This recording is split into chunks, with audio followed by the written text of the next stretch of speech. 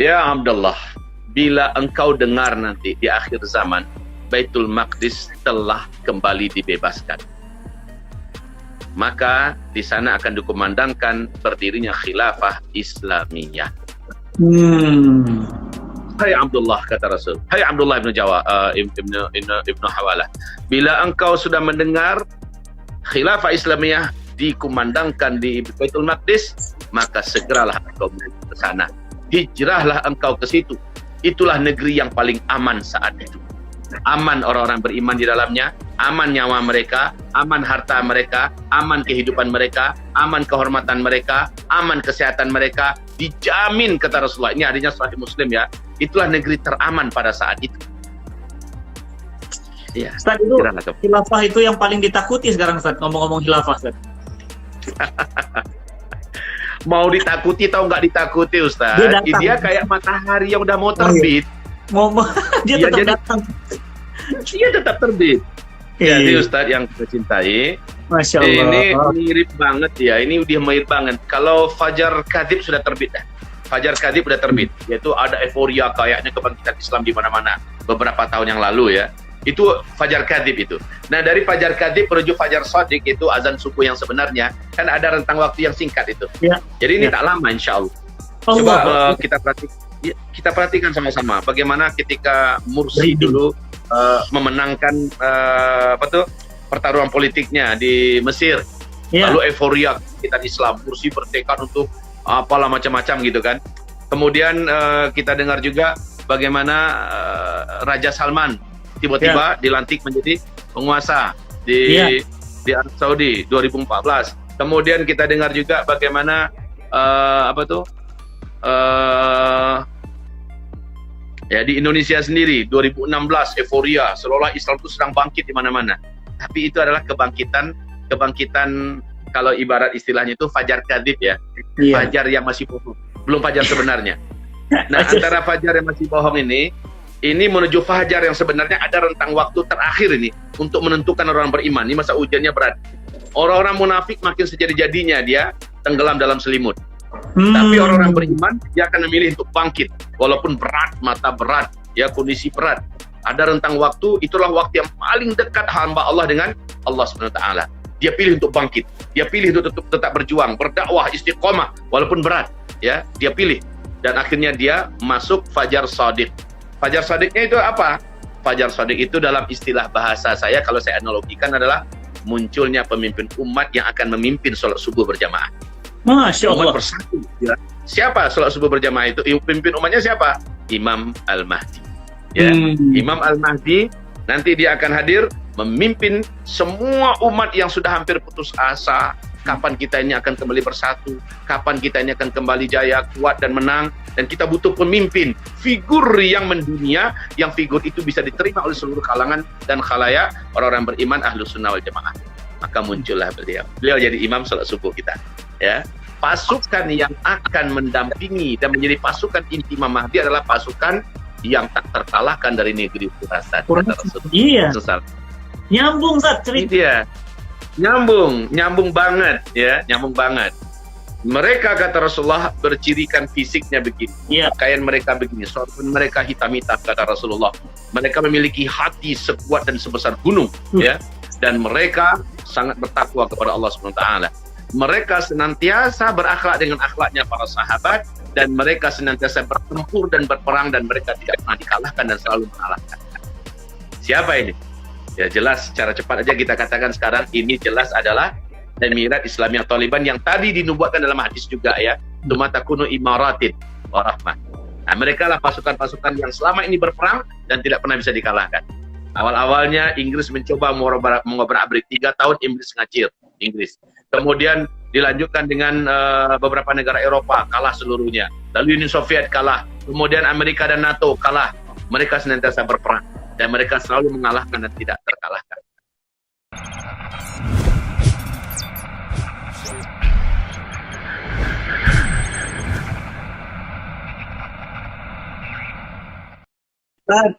Mohon izin minta waktunya sebentar.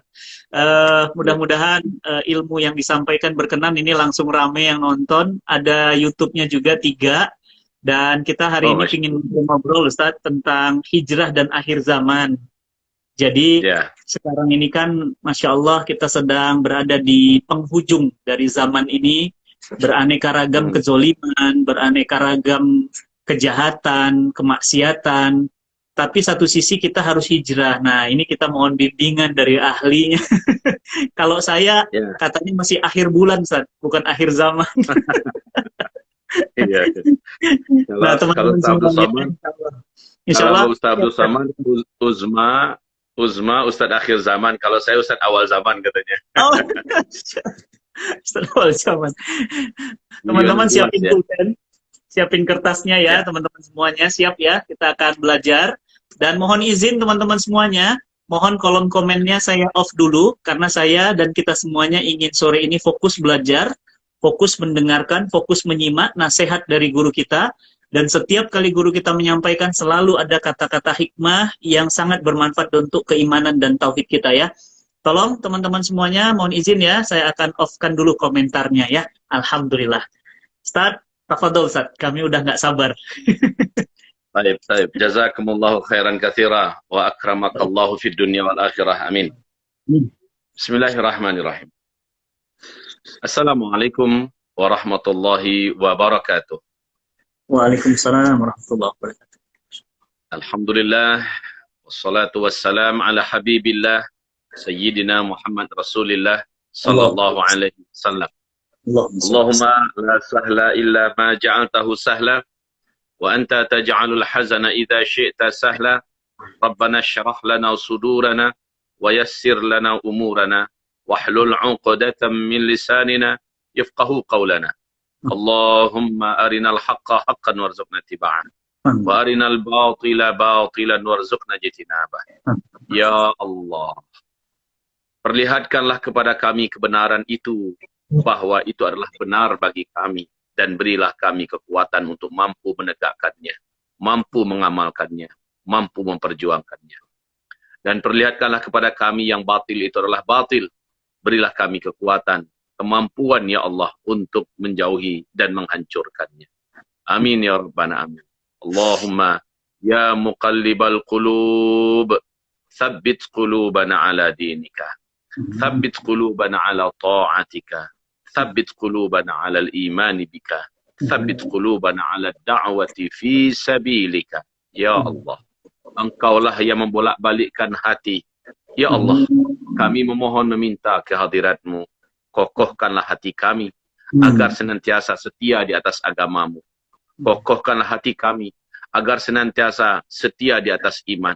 Kokohkan hati kami agar senantiasa setia di dalam jalan dakwah. Dalam ridha. Amin ya Allah. Amin ya Rabbal Alamin. Allahumma amin wa sallallahu ala sayyidina al-anbiya wa mursalin sayyidina Muhammad sallallahu alaihi wasallam ala alihi wa sahbihi ajma'in. Masya Allah, pertama sekali tentu saja sebagai hamba yang pandai mengakui nikmat Allah, kita bersyukur kepada Allah. Apapun kondisi, keadaan yang hari ini sedang kita rasakan, sedang diujikan oleh Allah, tetap nikmat Allah tidak tertandingi, tidak bisa diimbangi, dan juga tidak akan bisa dihitung. In ta'uddu ni'matallah la tuhsuha. Maka pujian dan syukur kita tambahkan untuk Allah Subhanahu wa taala.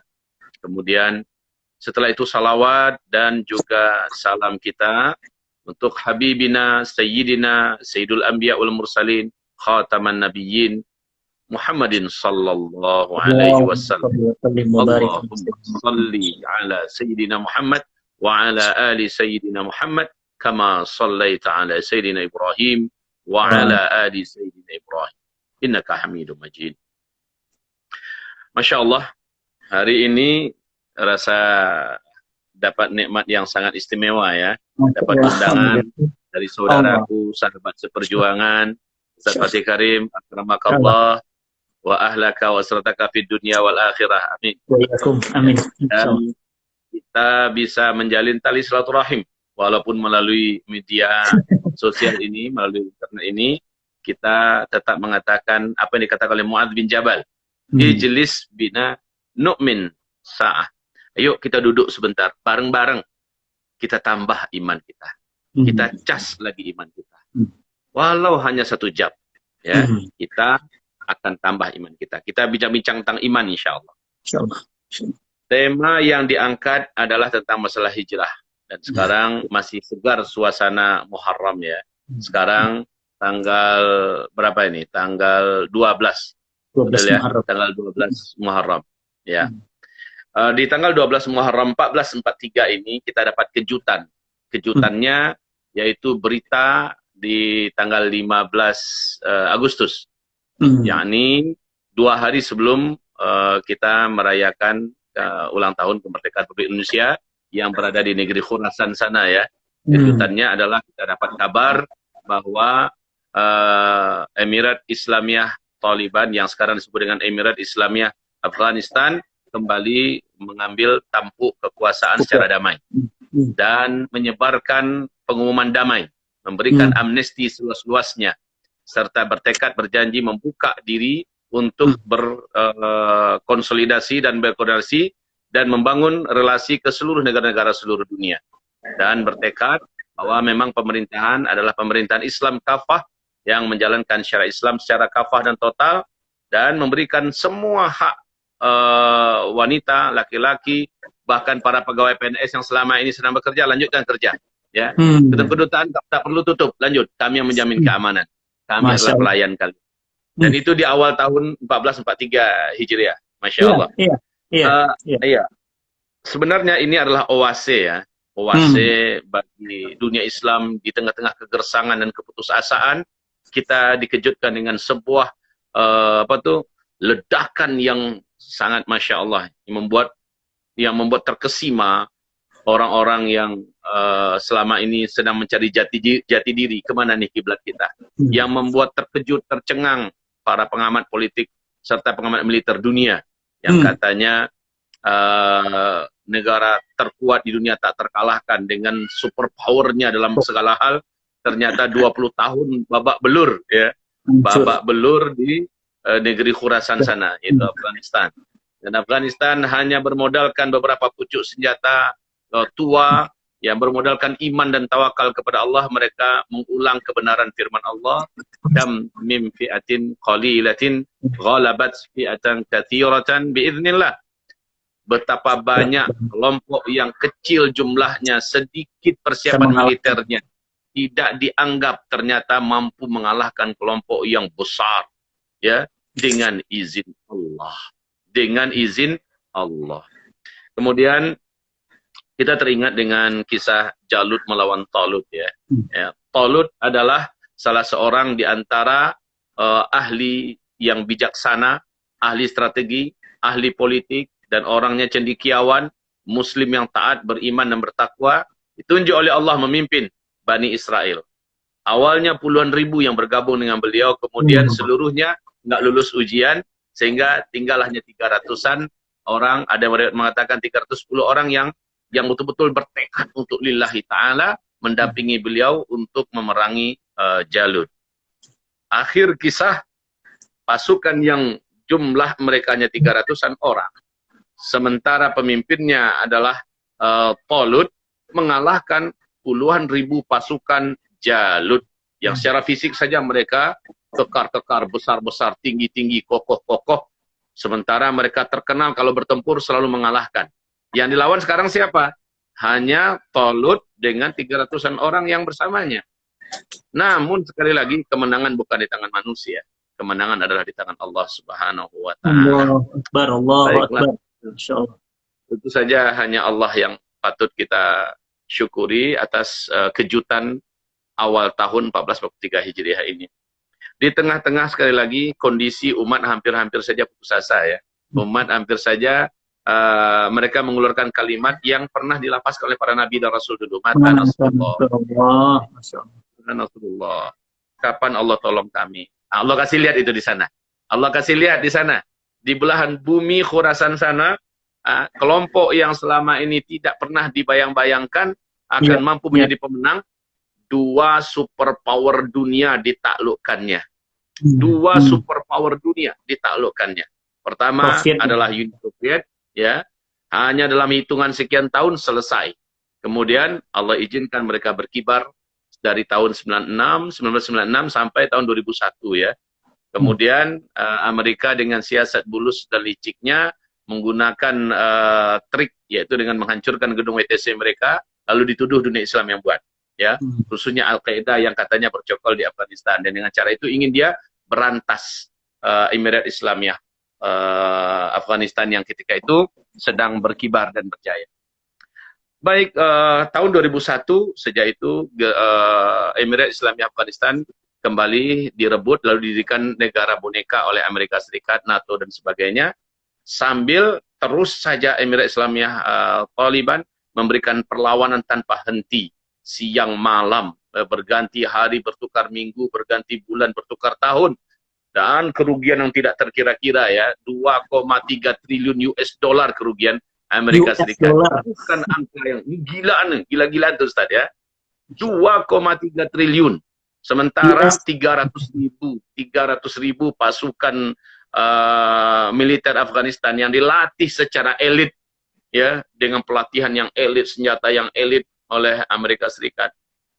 300.000 ini telah menghabiskan dana lebih dari 300 miliar US dollar untuk melatih mereka ya, menggaji mereka, membiayai dan senjata mereka, tapi ternyata ma'nawiyat itu yang tak ada ya. Akhirnya jumlah yang begitu besar dengan senjata yang lengkap tak mampu berkutik dan memang tidak bergeming apa-apa, sebab sang bosnya saja sudah lari ngacir, itu kalau bahasa saya ya, lari ngacir, membawa kroni-kroninya semua, NATO semua dan negara Eropa semuanya lari, sampai Jerman dengan terang-terangan ketika Kunduz dibebaskan mengatakan Taliban terlalu kuat, kami tak akan kirimkan pasukan lagi ke sana. Itu kan keterlaluan pengakuan sebuah negara mengatakan Taliban terlalu kuat, ya, kami tak akan kirimkan lagi. Ini luar biasa.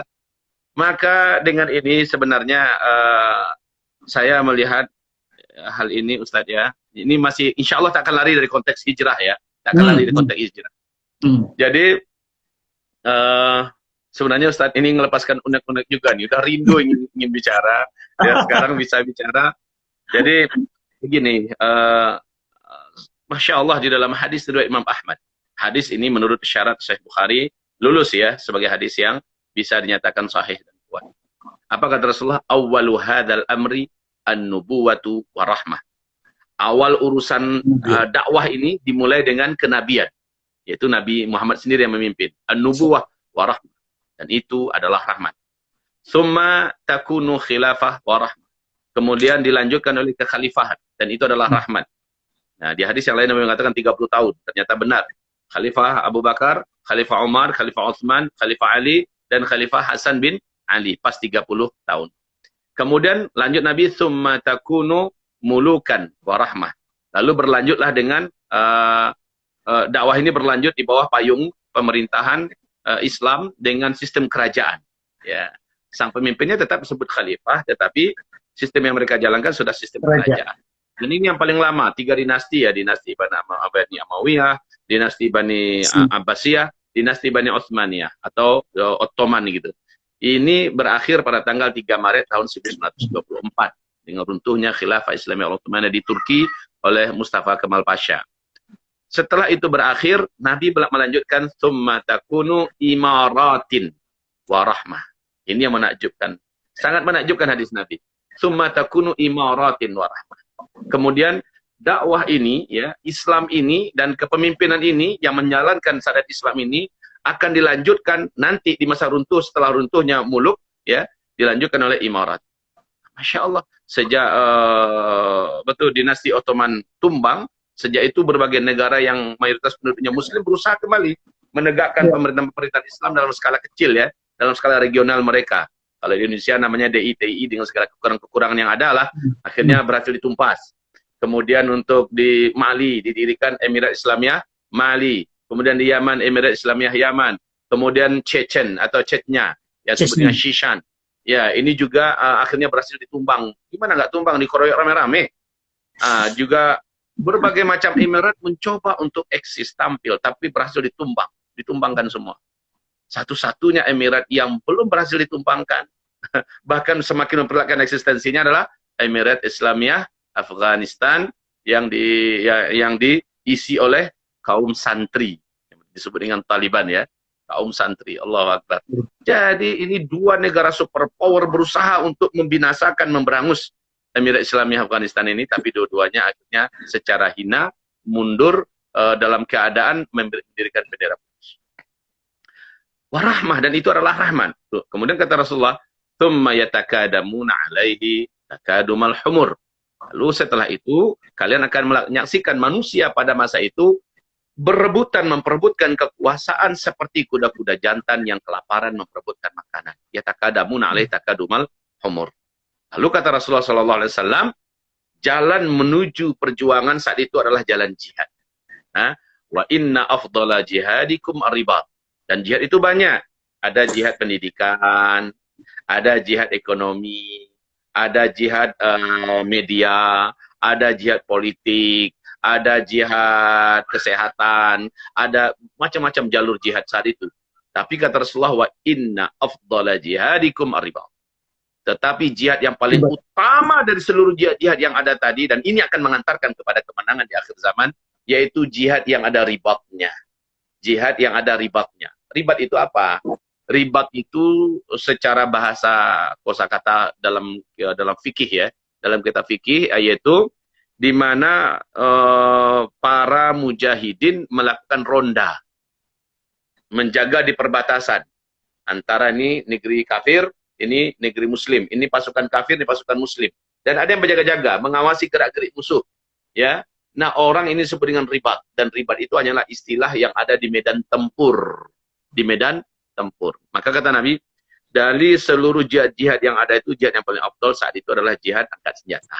Ya, wa inna afdala ribatikum askalan. Allahu Akbar. Coba lihat nih korelasinya ya. Dan seutama-utama jihad yang angkat senjata nanti di akhir zaman adalah di Askalan. Askalan ini di mana? Sebuah kota di tepi laut ya, di negeri Palestina yang saat ini dijajah oleh Israel. Berarti Palestina adalah tempat jihad yang paling utama nanti di akhir zaman. Oke.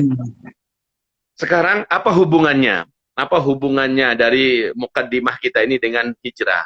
Nah, iya, ketika Nabi SAW berkata, la jihada ba'dal fath. Tidak, la hijrata ba'dal fath.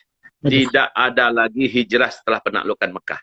Ya. Berarti hijrah yang dimaksud oleh baginda Rasul yang mulia sallallahu alaihi wasallam saat itu adalah hijrah makani, hijrah tempat, ya.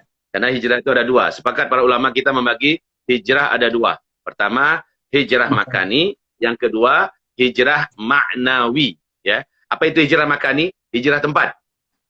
Hijrah tempat, yang kedua hijrah maknawi, ya. Hijrah yang hakiki. Ini dia. Nah, kalau hijrah makani, Nabi sudah mengunci, tak ada lagi hijrah ya. Setelah Futuh Makkah, tak ada lagi hijrah, kata Nabi. Jadi dalam hal ini, mungkin perlu kami segarkan memori kita semua. Hijrah tempat di dalam pembahasan fikih Islam, bila lingkungan kita ternyata lingkungan ahli maksiat, di kita dakwahi nggak mau mereka dengar, ya.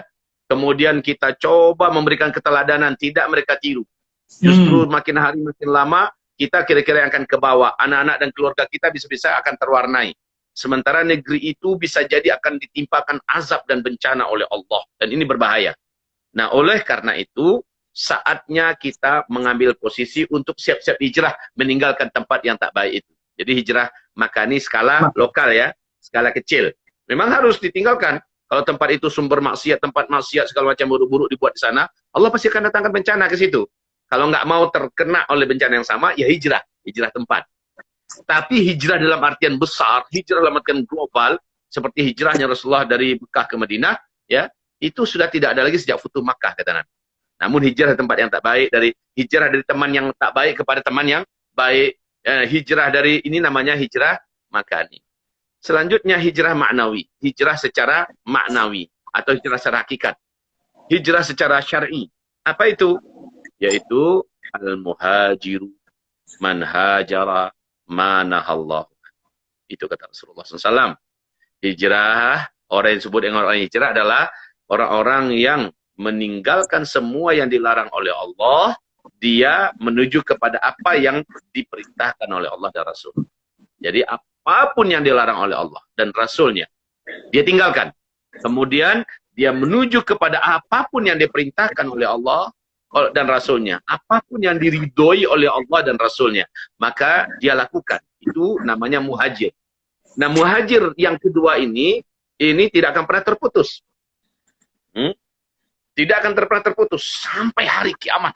Hijrah maknawi atau hijrah hakiki atau hijrah syar'i ini selalu terbuka peluangnya sampai hari kiamat.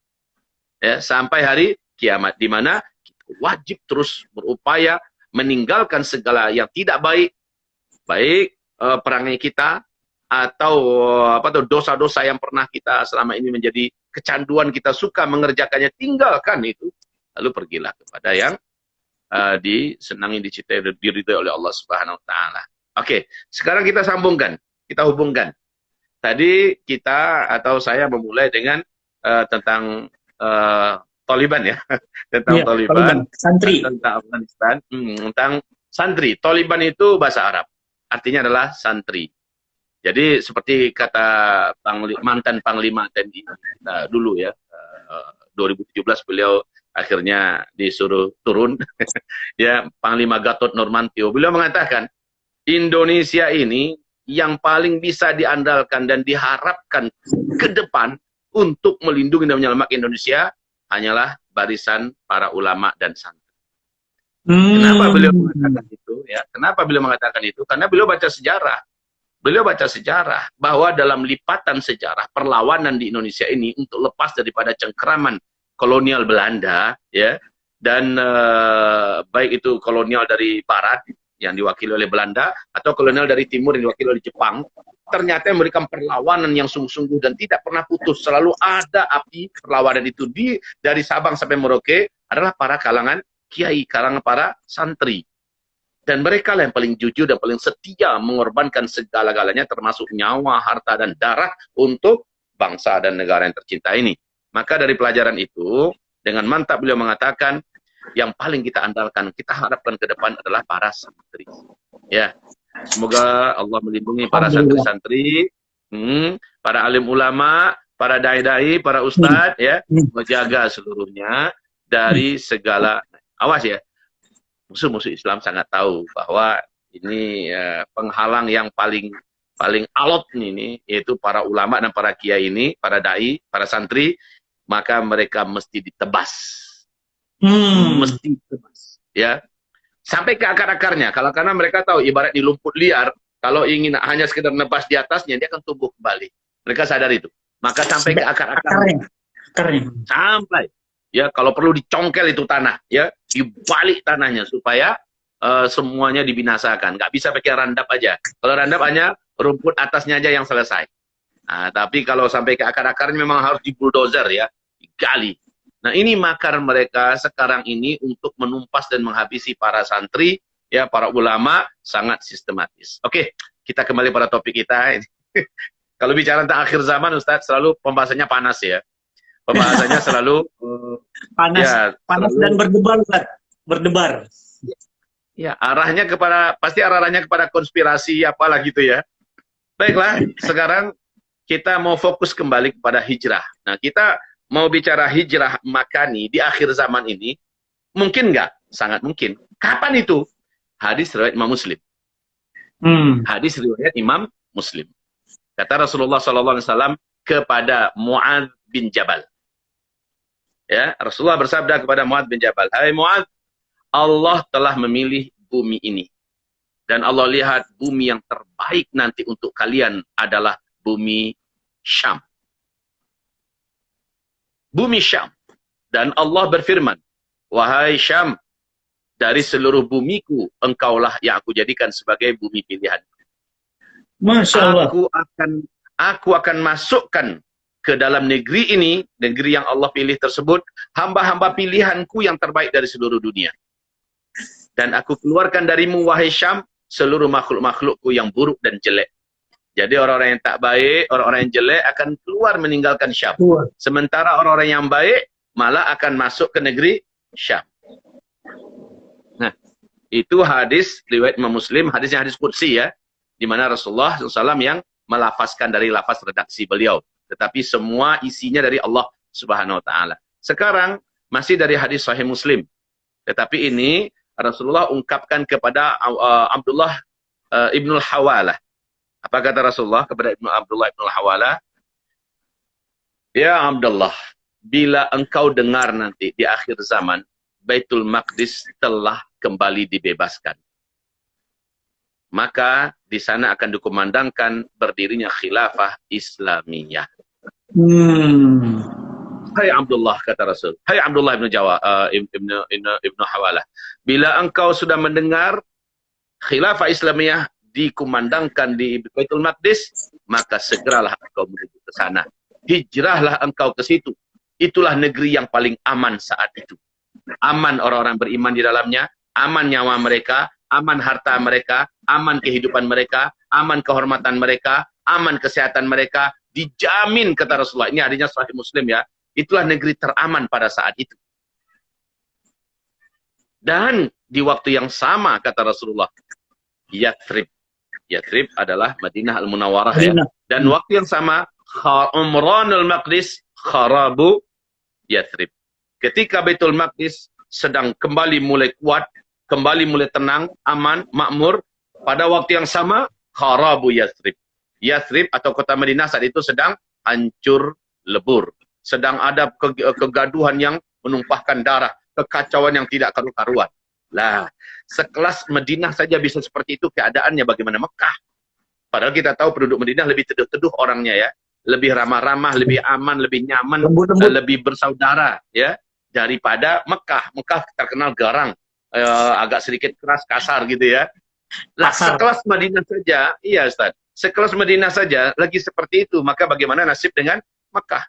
Lah kalau negeri Hijaz yang ada Mekah Madinahnya saja kacau dan chaos begitu, bagaimana dengan seluruh Arab? Ya, Arab saja begitu, bagaimana dengan seluruh dunia?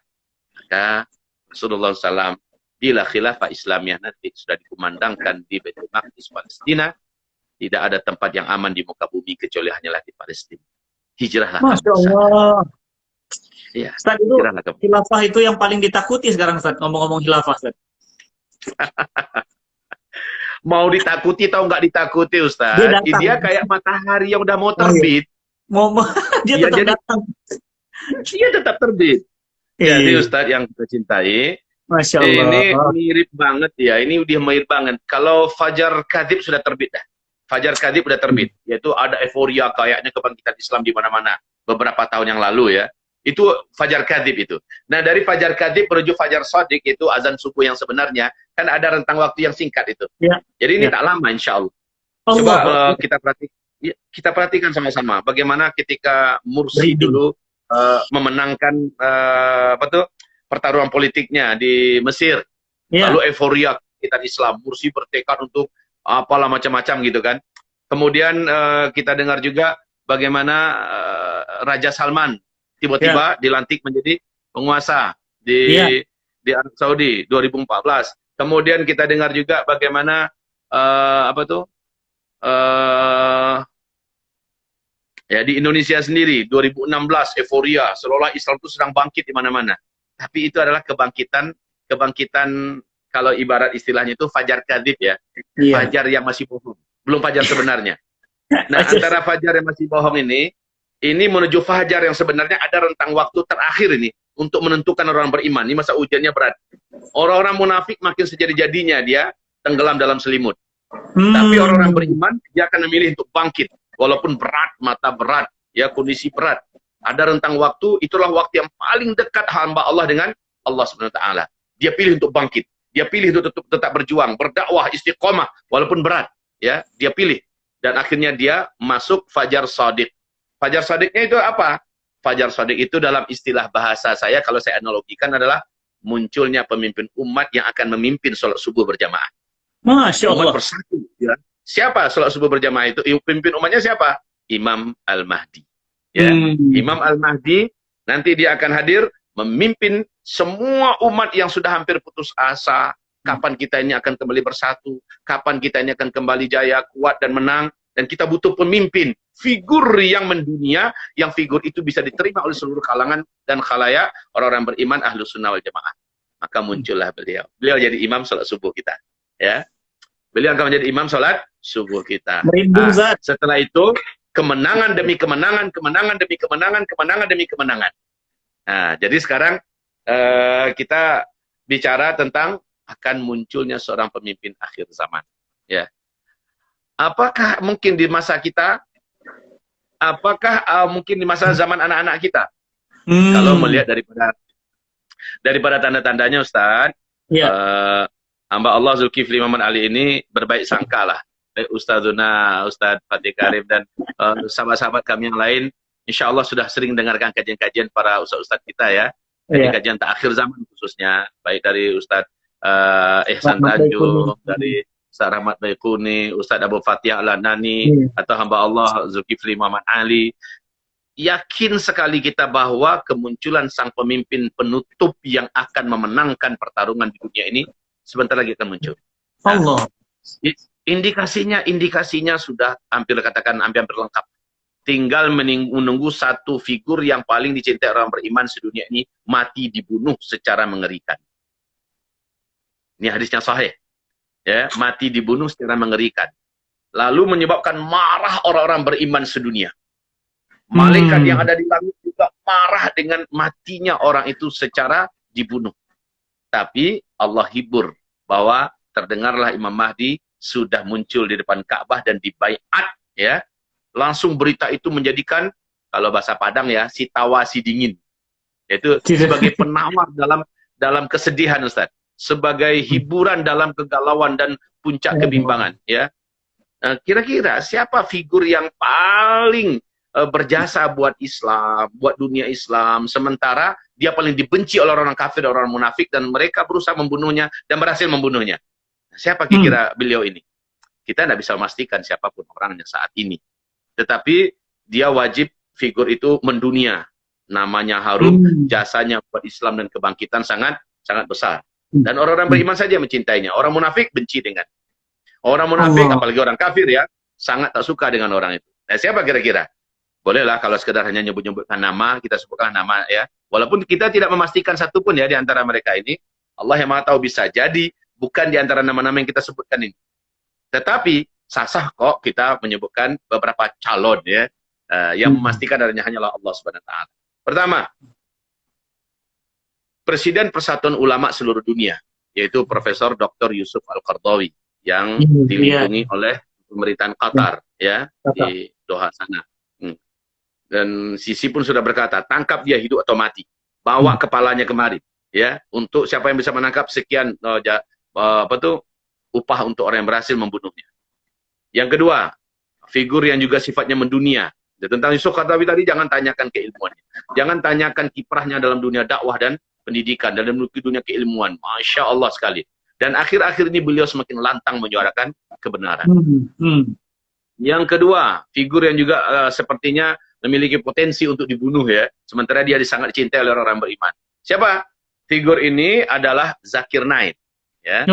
Zakir Naik ya. Ini jasanya buat membuktikan kebenaran Islam dari dunia ilmiah ini tak perlu dikeragui ya. Dan India pada mengusirnya. Mendunia, Ustaz. Beliau ini memang sudah diakui lah. Tidak ada yang berani untuk berhadapan-hadapan dengan debat dengannya kecuali dia akan tumpang memalukan. Ya, pilihannya cuma dua. Pilihannya cuma dua, masuk Islam, mengakui kebenaran Islam, atau minimal dia bungkam dan dia akhirnya tidak percaya agamanya yang dianut. Cuma memang beliau ini juga ancaman bunuh oleh Narendra Modi ya, presidennya India sekarang.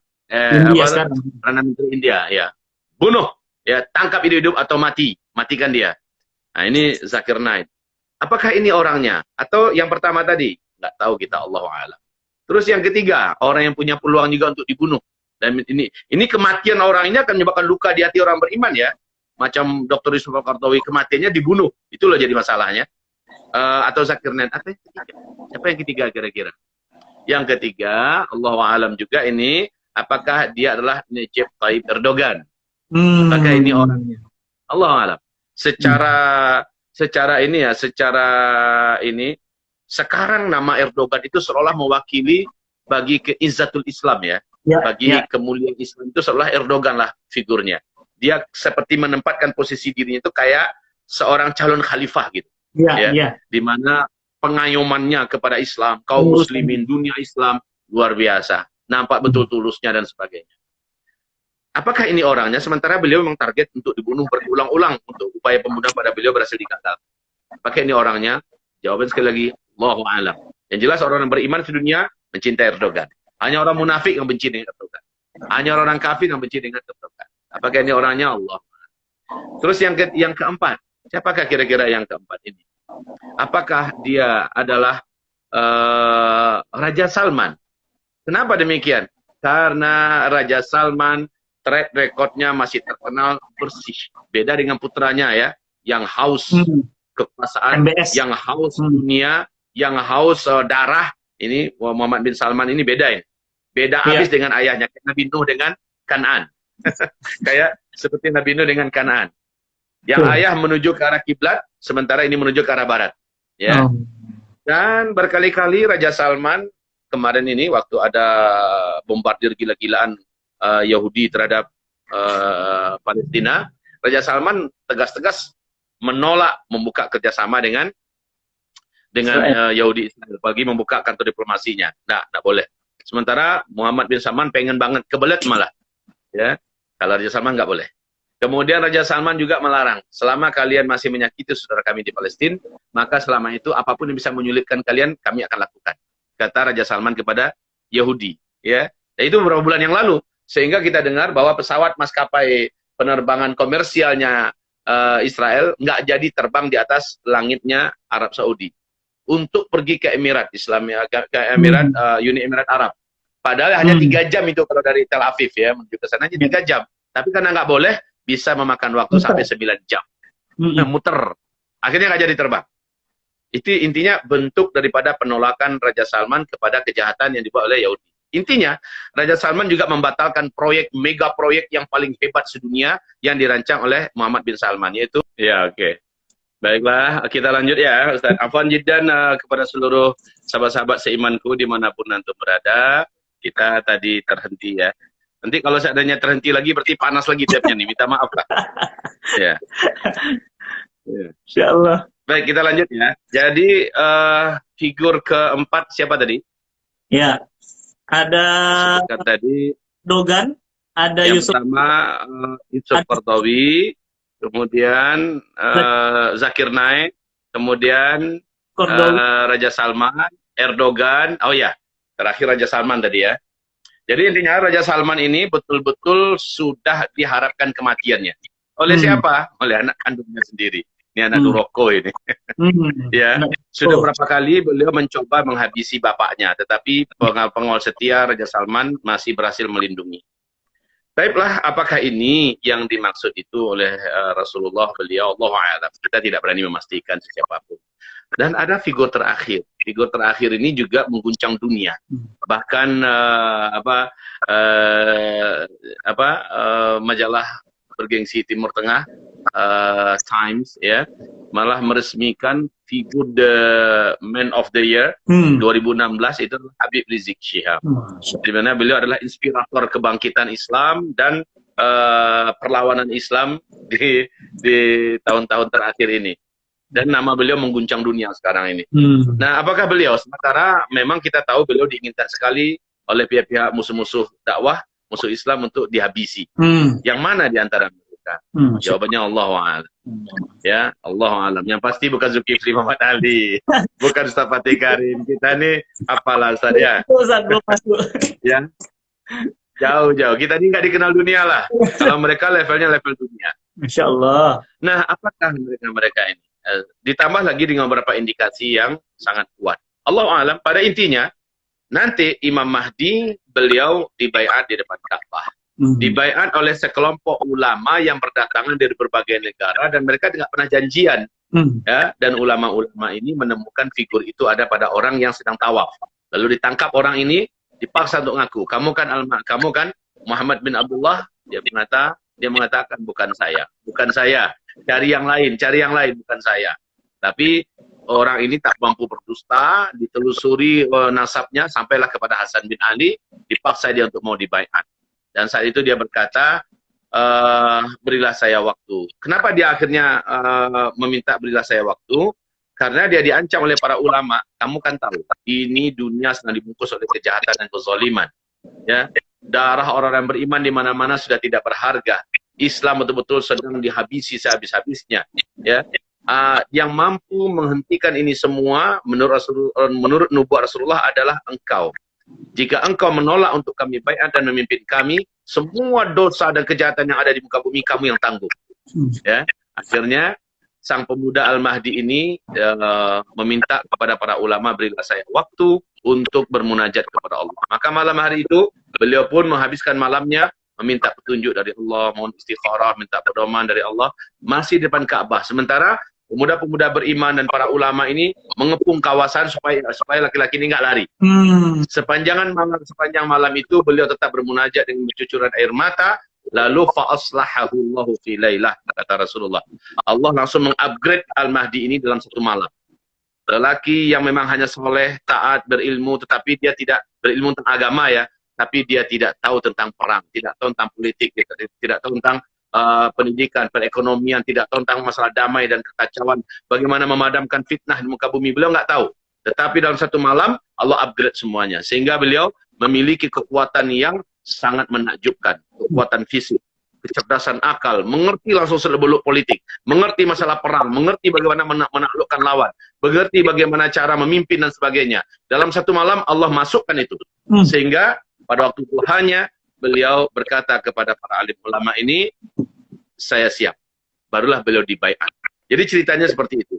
Singkat kisahnya, Arab langsung bersatu untuk membunuhnya. Arab langsung bersatu untuk membunuhnya. Sementara ketika itu beliau telah dipenuhi oleh orang-orang beriman yang segera rela dan siap untuk menjadi pasukannya. Terjadilah pertempuran yang dengan singkat mengalahkan semua pasukan Arab. Ya, Arab Saudi, Mekah, Madinah kembali dalam pangkuan tauhid. Alhamdulillah. Singkat, Arab juga ditaklukkan dengan sangat cepat. Alhamdulillah. Kemudian pergi menuju ke arah Persia, itu Furs, Iran sekarang. Iran juga ditaklukkan, India ditaklukkan, Cina ditaklukkan. Dengan cepat ya, dengan cepat sekali penaklukan ini terjadi. Kemudian pusat pemerintahan adalah di Baitul Maqdis. Bukan di Mekah, bukan di Madinah. Di Baitul Maqdis. Jadi Ustadz yang kami cintai, ternyata dikumandangkan khilafah Islamiyah itu lebih dulu sebelum kemunculan Imam Mahdi. Jadi Imam Mahdi belum muncul, khilafah Islamiyah lebih dulu dikumandangkan di Baitul Maqdis. Sambil menunggu sang Al-Mahdinya, nanti ketika Al-Mahdi sudah muncul, diserahkan kepada beliau. Nah, begitu yang saya pahami juga begitu. Iya. Ya, nah, jadi Masya Allah ya, dan pasukan yang akan, insya Allah kawan-kawan semua pasti sudah dengar ceramah saya hari ini ya. Pasukan yang akan mendampingi dan menjadi pasukan inti Imam Mahdi adalah pasukan yang tak terkalahkan dari negeri Khurasan. Iya. Nyambung, Zat, cerita. Ini dia. Nyambung banget ya, nyambung banget. Mereka, kata Rasulullah, bercirikan fisiknya begini. Pakaian mereka begini, sorban mereka hitam-hitam, kata Rasulullah. Mereka memiliki hati sekuat dan sebesar gunung, ya. Dan mereka sangat bertakwa kepada Allah SWT. Mereka senantiasa berakhlak dengan akhlaknya para sahabat, dan mereka senantiasa bertempur dan berperang, dan mereka tidak pernah dikalahkan dan selalu mengalahkan. Siapa ini? Ya jelas, secara cepat aja kita katakan sekarang, ini jelas adalah Emirat Islamiyah Taliban yang tadi dinubuatkan dalam hadis juga ya, tumatakunu imaratin warahmah. Nah, mereka lah pasukan-pasukan yang selama ini berperang dan tidak pernah bisa dikalahkan. Awal-awalnya Inggris mencoba mengobrak-abrik 3 tahun, Inggris. Kemudian dilanjutkan dengan beberapa negara Eropa, kalah seluruhnya. Lalu Uni Soviet kalah. Kemudian Amerika dan NATO kalah. Mereka senantiasa berperang dan mereka selalu mengalahkan dan tidak terkalahkan. Apalagi 2019 terang-terangan Taliban mengumumkan bila Afghanistan telah berhasil kita pimpin kembali, pemerintahan Islam telah berhasil mewujudkan kestabilan kedamaian negeri di Afghanistan ini, kami akan kirimkan 20.000 pasukan elit untuk membebaskan Masjidil Aqsa. Jadi sekarang cita-cita mereka terwujud. Apakah yang dulu mereka kumandangkan di 2019 akan mereka wujudkan sekarang atau tak lama lagi? Allah alam, ya. Yang jelas dunia sekarang, dunia yang katanya hebat-hebat, yang militernya keren-keren itu sekarang sepakat mengatakan Taliban terlalu kuat. Taliban bukan lawan kami. Taliban bukan tandingan kami, ya. Sekarang Bila Taliban mengirimkan pasukannya ke sana, ya, maka kami yakin mereka akan disatukan oleh Allah dengan mujahidin yang ada di Palestina, ya, dengan mujahidin yang ada di negeri Suriah dan lain-lainnya, dan mereka akan menaklukkan kembali bumi yang dijanjikan oleh Allah untuk mengumandangkan khilafah Islamiyah di sana. Jadi orang-orang yang cemas-cemas, Ustaz, nggak usahlah bicara khilafah-khilafah, kenapa sih? Kita katakan pada mereka dengan baik, dengan sopan, saudaraku jangan cemas. Khilafah Islamiyah itu nggak akan pernah ada di Jakarta. Tidak akan diumumkan di Bandung. Jangan cemas lah, nggak akan ada di Pulau Jawa, tidak akan pernah diumumkan di Sumatera atau di mana-mana di Asia Tenggara, bahkan tidak juga di Mekah Madinah, tapi dia diumumkan hanya di Palestina, tepatnya di Baitul Maqdis. Jadi jangan cemas.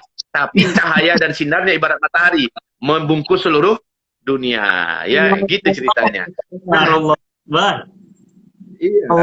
Jadi kalau kita memang berbicara tentang masalah hijrah di akhir zaman ini, hijrah itu dua-duanya total sekarang harus kita lakukan. Masya Allah. Pertama hijrah, ya, yang pertama adalah hijrah maknawi, hijrah hakiki, hijrah syar'i, yaitu total lah kita hijrah di akhir zaman ini agar iman kita selamat, agar agama kita selamat, total kita hijrah. Apa yang dilarangkan dan dilarang oleh Allah dan Rasulnya, apa yang diharamkan tinggalkan seluruhnya. Jangan pernah beransur-ansur, sedikit demi sedikit, nggak ada cerita gitu ya, langsung tinggalkan. Ya, itu yang hijrah. Hijrah yang sebenarnya itu. Dan hijrah ini berlaku di seluruh negara, di seluruh zaman. Ya, setiap waktu itu berlaku hijrah yang macam ini. Tapi hijrah tempat cuma ini. Kalau sudah dikumandangkan khilafah Islamiyah di Palestina, Baitul Maqdis, Allah Zulkifli Muhammad Ali sangat yakin pada saat itu pasti masih terlengkapi sarana transportasi untuk bisa mengantarkan kita ke sana. Kalau nggak mungkin lah Rasul menyuruh kita hijrah ke sana. Mungkin saat itu masih ada pesawat, insya Allah ya. Masih Allah mudahkan pintu-pintu dan jalan untuk bisa masuk ke sana. Permasalahannya sekarang, yang mau ke sana itu pasti orang terbaik saja. Hanya orang beriman. Dalam pikiran orang awam, ngapa itu Palestina lagi perang? Padahal kan sudah diumumkan khilafah Islamiyah di sana. Ya, pasti dan dijamin itu hanya orang-orang beriman saja yang bergerak artinya untuk ke sana. Kalau yang dekat-dekat mungkin masih bisa jalan kaki, pakai kuda, pakai onta. Lah kita yang jauh-jauh gimana? Hamba Allah yang berbicara sangat yakin saat itu kendaraan teknologi canggih ini mungkin masih bisa dipakai pada saat itu. Saran daripada hamba Allah yang miskin dan dhaif ini adalah kepada kita semua, syarat-syarat untuk bisa berpergian antar negara dipersiapkan dari sekarang. Itu aja. Dipersiapkan dari sekarang. Paspornya, paspor keluarga, bahkan kalau mata uang seandainya di akhir zaman kalian akan kembali menggunakan dinar dan dirham, uang kertas kamu akan berserakan, nggak dipakai. Kalau begitu emasnya dari sekarang. Beli emas dari sekarang. Beli emas dari sekarang. Entah apa itu bentuk emasnya, pokoknya emas diakui seluruh dunia dah. Ya. Jadi beli itu emas, siapkan, nabunglah baik-baik. Ya, sambil berdoa kepada Allah. Minta pada Allah, izinkan kami menjadi manusia terbaik di akhir zaman yang akan kau masukkan ke negeri terbaikmu ya Allah. Amin ya Allah. Amin ya Allah. Ya, itu yang kita minta. Jadi saudaraku, ini pesan ya. 2 hijrah ini sekarang berlaku. Ya, 1 hijrah sekarang juga lakukan. Jangan tunggu-tunggu. Hijrah imani, hijrah syar'i, hijrah hakiki. Sementara hijrah satu lagi persiapan sekarang. Jangan sekarang pindahnya. Jangan sekarang hijrahnya, nanti setelah dikumandangkan, diumumkan. Ya Ustaz ya, sahabat kita sama-sama berangkat, insya Allah. Allahu Akbar.